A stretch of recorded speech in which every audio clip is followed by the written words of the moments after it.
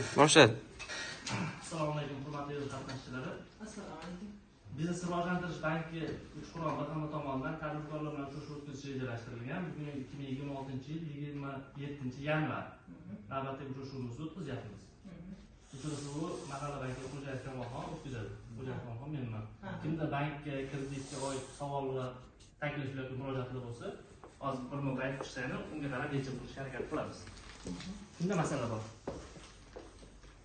Nima masala bor?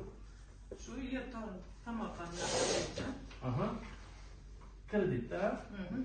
Hozir tomorqa biznes degan yo'nalishimiz bor. Yo'nalishimiz ochiq. Kafil bo'lsa, 17 million so'mgacha kredit beramiz. Nomizga plastik karta ochib, plastik kartaga tushib beramiz. Pensioner bo'lsa ham bo'laveradi? Ha, pensioner kafil qilib qo'yamiz, siz o'zingiz nomingizga olaverasiz. Ha, bo'pti. Siz qanday qiladi? Omonova Nasiba. Qaysi mahalla? Yashilda. Yashilda qo'ydi. Yana kimda masala bor? Aka siz fikr. Chorvachilik bilan shug'ullanmoqchiman. Shunga kelib demoqchiman 60 million. Ammo chorva boqishga shart-sharoitim bor. Просто hayvonim yo'q. Qaysi mahallada?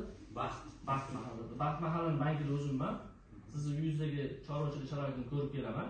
Rasm qilib, davlatdan biznes reja qilib, agar ma'qul topsak, mol boqishga sharoit topsak, kafil bormi? Bor kafil. Kafil bo'lsa, kafilni biriktirib qo'yib, kafillik asosida 60 million so'mgacha beraveramiz. Yana kimda masala bor? Sizda nima masala bor? Rahmatullayeva Diyora. Chorvachilik bilan shug'ullanaman. Shuni kengaytirish maqsadida yana tikuv mashinasi olmoqchiman. Shunga 30 million kredit. 30 million. To'g'ri.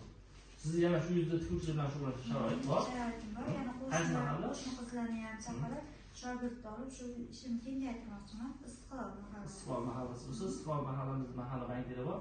Shu borib joyingizni ko'rib, tikuvchilik bilan shug'ullanishga agar imkoniyat bo'ladigan bo'lsa, u ham xuddi shunaqa dastlabki monitoring qilib, biznes reja bilan davlatnoma imzolab beradi. Pastda keyin 2 muddatda chiqarib beramiz. Rahmat.